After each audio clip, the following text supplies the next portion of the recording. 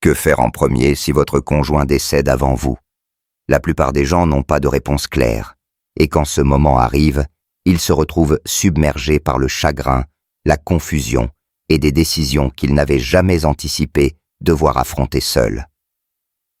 La vérité, c'est que quelle que soit la force de votre relation ou le temps passé ensemble, la mort d'un conjoint change tout.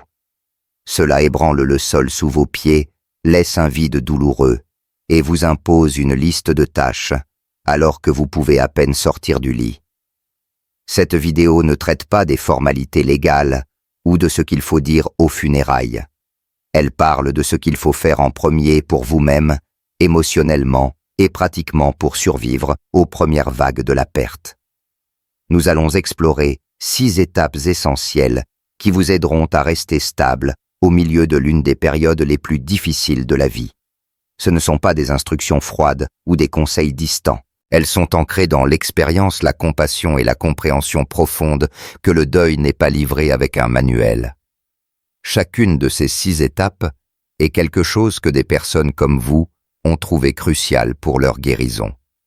Et bien qu'aucune d'elles ne supprime la douleur, elles peuvent vous donner un sentiment de stabilité quand tout semble incertain.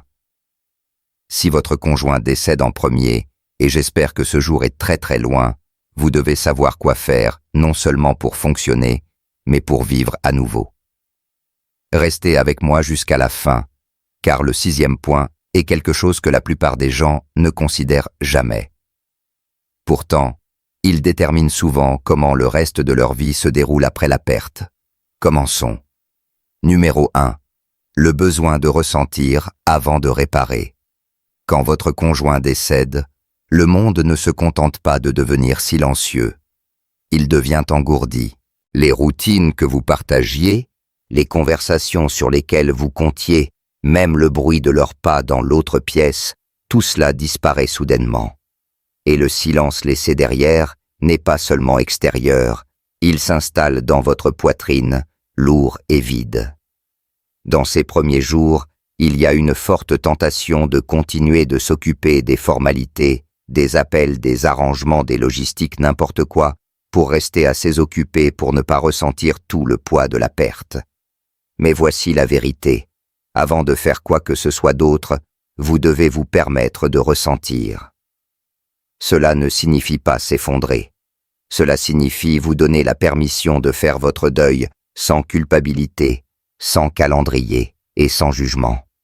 Il n'y a pas de bonne façon de pleurer. Il n'y a pas d'horaire fixe pour que les larmes cessent ou que le lit semble moins vide. Ce qui compte le plus dans ces premiers jours, c'est de ne pas enfouir les sentiments si profondément qu'ils durcissent. Parce que le chagrin évité ne disparaît pas, il attend. Et quand il revient plus tard, il le fait avec plus de confusion et plus de douleur.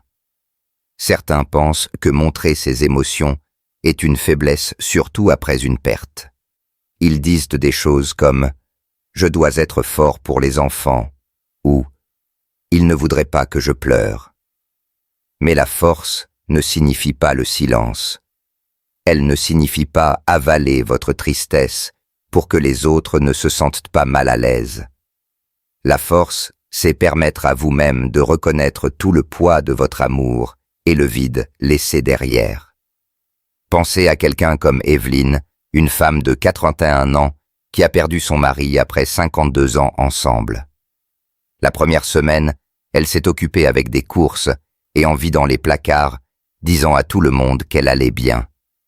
Mais tard dans la nuit, elle se retrouvait à fixer sa chaise, pas parce qu'il lui manquait les conversations, mais parce qu'elle prétendait que non. Quand elle s'est enfin laissée pleurer, vraiment pleurer, quelque chose a changé. Pas parce que la douleur a disparu, mais parce qu'elle avait enfin de la place pour respirer. Vous n'êtes pas brisé parce que vous êtes dévasté. Vous n'êtes pas faible parce que vous ne pouvez pas passer la journée sans craquer. Le deuil n'est pas quelque chose que vous résolvez, c'est quelque chose que vous portez. Et si vous ne vous donnez pas l'espace pour le reconnaître pleinement, vous finirez par le porter de manière malsaine à travers la colère, l'engourdissement ou même la maladie. Donc, la première chose à faire si votre conjoint décède, avant vous est de faire une pause, Asseyez-vous avec la perte même si cela fait mal. Laissez-vous pleurer.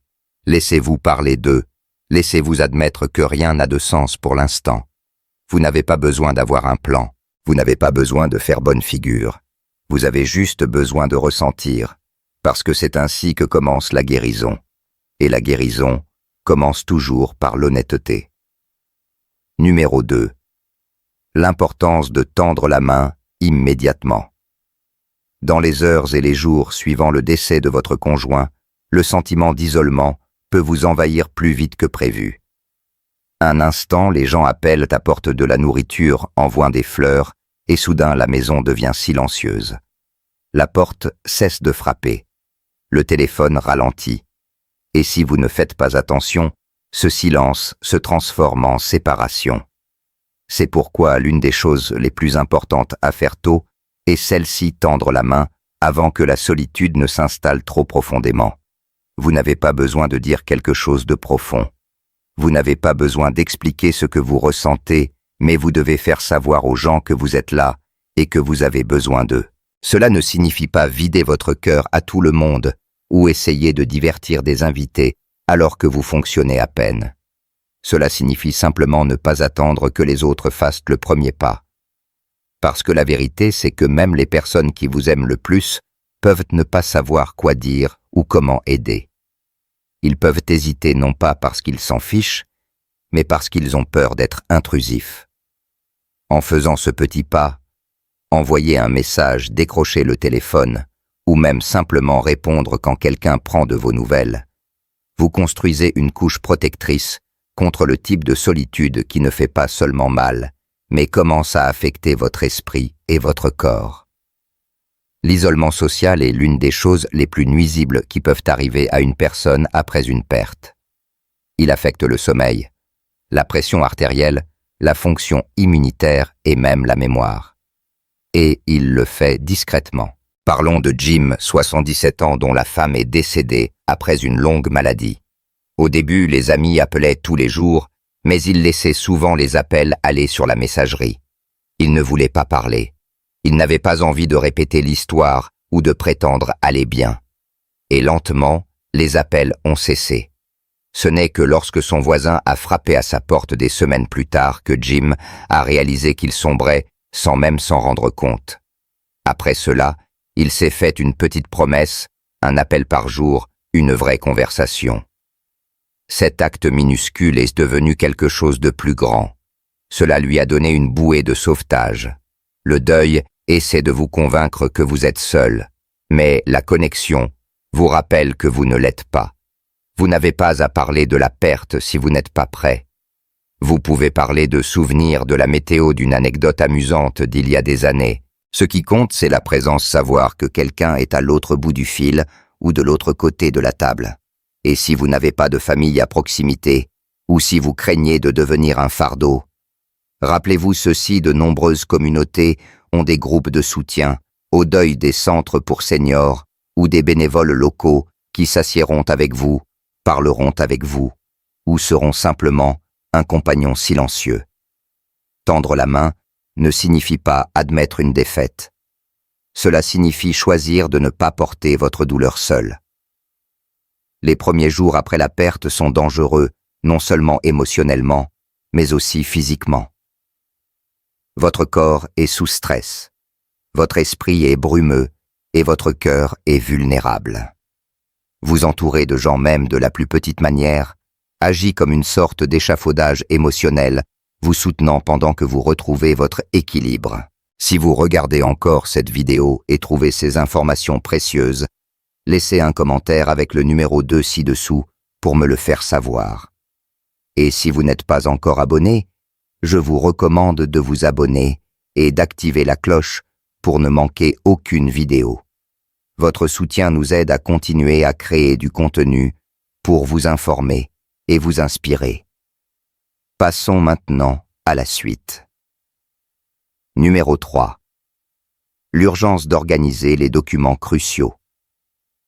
Quand quelqu'un décède, surtout un conjoint, on a l'impression que le monde devrait s'arrêter.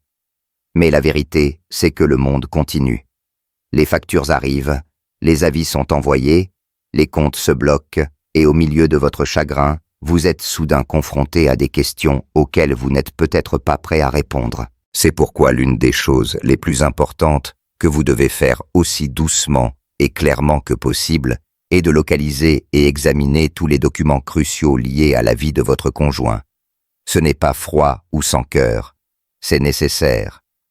Vous devrez trouver le testament, les polices d'assurance, les informations sur les comptes bancaires, le certificat de mariage, le certificat de décès et tous les documents liés à la propriété, aux pensions ou au service militaire. Et vous devrez le faire alors que votre esprit est fatigué et votre cœur est à vif. C'est là que beaucoup de gens retardent à cause de l'accablement ou se précipitent sans clarté. Et les deux peuvent mener à des erreurs qui rendent les semaines à venir plus douloureuses qu'elles ne devraient l'être. Certains pensent qu'ils s'en occuperont quand ils seront prêts. Mais malheureusement, le timing n'est pas toujours sous votre contrôle. Il y a des démarches légales et financières qui ont souvent des délais serrés. L'assurance vie peut devoir être réclamée. La sécurité sociale pourrait devoir être contactée. Les comptes de service public peuvent devoir être transférés. Si vous attendez trop longtemps ou manquez quelque chose de crucial, cela pourrait affecter vos finances d'une manière difficile à inverser. Pensez à quelqu'un comme Harold, 69 ans, qui a perdu sa femme de manière inattendue. Elle gérait la plupart des documents au fil des années. Donc, quand elle est décédée, Harold ne savait pas où était la police d'assurance. Des semaines ont passé avant qu'il ne la trouve dans un tiroir de sa salle de couture. D'ici là, il avait déjà couvert plusieurs dépenses de ses propres économies, ne sachant pas que la police aurait pu aider. Ce n'était pas une question de négligence, c'était une question de timing. Et quand vous êtes en deuil, la clarté est difficile à trouver. Si vous vous sentez trop dépassé pour gérer ces documents, vous-même demandez à quelqu'un en qui vous avez confiance de s'asseoir avec vous pendant que vous le faites. Un membre de la famille, un ami, voire un conseiller professionnel. Quelqu'un qui peut avancer lentement et aider à garder une trace de ce qui a été trouvé et de ce qui nécessite encore de l'attention. Même créer une simple liste de contrôle peut dissiper le brouillard. Gardez tout au même endroit. Prenez un dossier ou une boîte. Faites des copies de ce qui est le plus important. Notez les numéros de compte, les mots de passe, les noms des contacts, tout ce qu'une autre personne aurait besoin de savoir si elle devait intervenir pour vous. Parce que le deuil n'est pas seulement émotionnel, il est administratif. Et cette partie surprend beaucoup de gens. Cette étape peut sembler être une affaire, mais en réalité, c'est une partie de l'hommage à la vie de votre conjoint. C'est s'assurer que rien n'est perdu, négligé ou laissé dans le chaos. C'est protéger l'héritage qu'ils ont travaillé si dur à construire et s'assurer que vous ne portez pas le poids seul. Vous n'avez pas à tout finir en une journée, mais vous devez commencer. Et une fois que vous commencez, vous constaterez souvent que l'acte d'organiser, même dans le chagrin, peut apporter un petit sentiment d'ordre dans un monde qui semble soudainement méconnaissable. Numéro 4. La discipline de protéger votre santé. Le deuil n'affecte pas seulement votre cœur, il affecte tout votre corps. Et dans les jours et les semaines suivant le décès de votre conjoint, vous pourriez trouver plus difficile que jamais de prendre soin de vous. Les repas sont sautés. Le sommeil devient fragmenté. La motivation disparaît. Même des choses simples comme se brosser les dents ou sortir peuvent sembler inutiles. Mais c'est précisément le moment où prendre soin de votre santé compte le plus. Parce que la perte d'un conjoint ne brise pas seulement les routines. Elle met votre bien-être physique en danger d'une manière que vous n'attendiez peut-être pas. Beaucoup de seniors veufs connaissent une perte de poids soudaine de la fatigue, des problèmes digestifs, une oppression thoracique et de l'oubli. Pas parce qu'ils sont malades, mais parce que leur corps réagit à un profond stress émotionnel. Cet état de stress, lorsqu'il est prolongé, peut affaiblir le système immunitaire, augmenter la pression artérielle, perturber les niveaux hormonaux et aggraver les conditions préexistantes. Le deuil est réel et son impact sur votre corps l'est aussi. Vous n'avez pas besoin d'une routine parfaite. Vous n'avez pas besoin de vous entraîner pour un marathon ou de réviser tout votre régime alimentaire, mais vous devez donner à votre corps des soins de base, même si cela semble vide au début. Cela signifie manger quelque chose de nourrissant à intervalles réguliers, même si c'est petit. Cela signifie bouger votre corps une promenade lente autour du pâté de maison ou des étirements dans votre salon. Cela signifie aller au lit à une heure raisonnable, même si vous ne vous endormez pas tout de suite. Ce ne sont pas juste des conseils de santé, ce sont des actes de survie. Pensez à Margaret, 84 ans, qui a perdu son mari après 60 ans de mariage.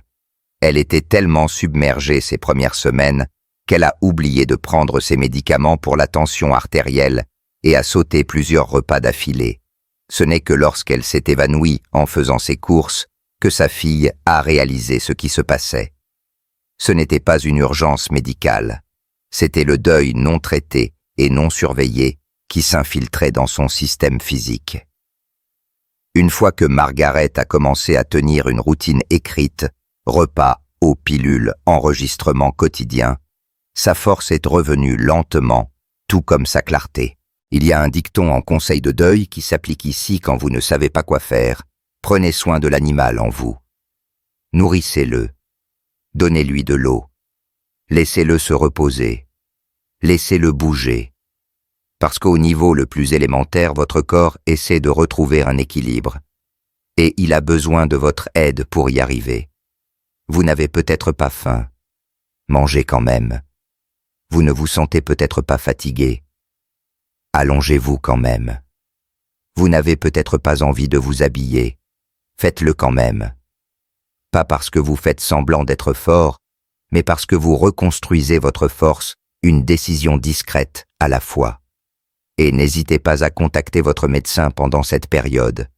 Même si vous pensez que c'est juste le stress, parler à un professionnel et faire vérifier vos constantes peut vous aider à vous ancrer. Cela vous rappelle que vous êtes toujours là, toujours dans le besoin de soins. Prendre soin de vous ne signifie pas passer à autre chose. Cela ne signifie pas oublier. Cela signifie honorer la personne que vous avez perdue, en ne vous perdant pas dans le processus. Si vous regardez encore cette vidéo et trouvez ces informations précieuses, laissez un commentaire avec le numéro 4 ci-dessous pour me le faire savoir. Et si vous n'êtes pas encore abonné, je vous recommande de vous abonner et d'activer la cloche pour ne manquer aucune vidéo. Votre soutien nous aide à continuer à créer du contenu pour vous informer et vous inspirer. Passons maintenant à la suite. Numéro 5. Le danger des décisions précipitées. Après une perte, il y a souvent une envie soudaine de faire de grands changements. Vous pourriez être tenté de vendre la maison, de déménager près de vos enfants, de vous débarrasser des affaires de votre conjoint ou de faire des changements financiers majeurs juste pour échapper aux souvenirs. C'est compréhensible. Quand votre monde est bouleversé, changer votre environnement peut sembler être le seul moyen de retrouver un semblant de contrôle. Mais voici la vérité, la plupart des décisions majeures prises dans les premières étapes du deuil sont des décisions que les gens regrettent plus tard. Cela ne signifie pas que vous n'aurez pas besoin de faire des changements à terme. Peut-être que si. Mais pour l'instant, votre esprit est obscurci par le chagrin, l'épuisement et un désir ardent de stabilité qui ne peut pas être résolu par des mouvements externes. Ce qui semble être une solution aujourd'hui pourrait devenir une source de regret dans quelques mois. Et quand votre conjoint décède, la dernière chose dont vous avez besoin, ce sont des couches supplémentaires de perte. Prenons l'exemple de Georges, 76 ans, qui a perdu sa femme subitement après un AVC. En 2 semaines, il a vendu leur maison et a déménagé dans un petit appartement près de son fils, pensant que cela l'aiderait à se sentir moins seul. Mais une fois la poussière retombée, Georges s'est retrouvé submergé de regrets. Ses voisins lui manquaient son jardin, la cuisine qu'ils avaient rénové ensemble. L'appartement, bien que pratique, lui semblait étranger. Et maintenant, il devait pleurer à la fois la perte de sa femme et le confort de la vie qu'ils avaient construite. Le deuil a besoin d'espace, et une partie de cet espace inclut d'attendre avant de faire des changements permanents. Vous n'avez pas à laisser les photos là où elles sont pour toujours, mais vous n'avez pas non plus à les enlever demain. Vous n'avez pas à décider immédiatement si vous gardez la maison, fermez le compte, annulez l'adhésion ou réaffectez les affaires. Donnez-vous la permission de faire une pause. Et si d'autres vous poussent à avancer ou à vider les choses, expliquez doucement que vous avez besoin de temps. Ce n'est pas une question de s'accrocher au passé, c'est permettre à vos émotions de rattraper la réalité. Agir trop vite peut soulager l'inconfort temporairement, mais cela laisse souvent des cicatrices émotionnelles qui prennent des années à traiter. Cela s'applique particulièrement aux décisions financières. Signer des papiers, vendre des actifs ou modifier des investissements doit être fait avec soin et, idéalement, avec l'aide de quelqu'un en qui vous avez confiance et qui n'est pas émotionnellement impliqué dans la situation.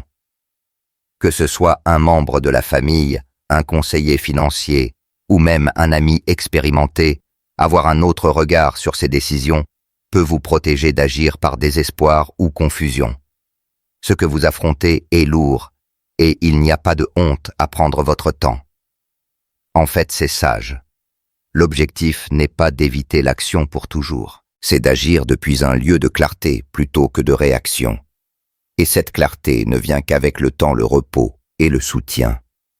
Vous avez déjà vécu un changement majeur. Ne multipliez pas la douleur en vous précipitant dans d'autres. Laissez-vous ajuster, laissez le brouillard se dissiper. Et quand le moment sera venu, vous le saurez. Vous vous sentirez plus ancré, plus sûr, plus capable de regarder vers l'avenir, sans perdre ce qui compte du passé. Numéro 6. Le travail discret de reconstruire votre identité. Quand votre conjoint décède, ce n'est pas seulement son absence que vous pleurez. C'est la version de vous-même qui existait à ses côtés. Vous faisiez partie d'une équipe, d'un rythme partagé, d'un partenariat, avec son propre langage. Peut-être étiez-vous Jean et Marie ou nous, ou simplement on. Mais maintenant, il n'y a plus de nous. Et ce changement va plus loin qu'un titre. Il bouleverse la fondation même de ce que vous croyez être. Au début, cela peut ne pas être évident. Vous pourriez être concentré sur les arrangements, les formalités, les visiteurs et la survie quotidienne. Mais finalement, une question commence à résonner dans le silence. Qui suis-je maintenant? Et la vérité, c'est que la plupart des gens ne sont pas préparés à répondre. Pendant des décennies, votre vie a peut-être tourné autour de routines partagées de repas, de décisions d'objectifs, même de blagues que seuls vous deux compreniez. Sans cette présence partagée, votre rôle change. Vous n'êtes plus le soignant, le partenaire, le conjoint, tel que vous l'étiez. Et ce n'est pas que votre amour disparaît. Il ne disparaît jamais. Mais la structure dans laquelle il vivait a changé pour toujours. Cette étape du deuil n'est pas souvent discutée, mais c'est l'une des plus importantes. C'est le travail lent et discret de reconstruire votre sens de soi, non pas comme un remplacement, mais comme une évolution. C'est vous permettre de demander « Qu'est-ce que j'aime maintenant? À quoi ressemble la paix pour moi? À quoi veux-je que ces prochaines années soient consacrées, même si elles sont différentes de ce que j'imaginais ?» Prenons quelqu'un comme Irène, 82 ans, qui a perdu son mari après 55 ans de mariage. Au début, elle a tout gardé. Pareil, ses pantoufles près de la porte, sa tasse de café sur le comptoir. Elle ne pouvait pas imaginer la vie sans le « nous ».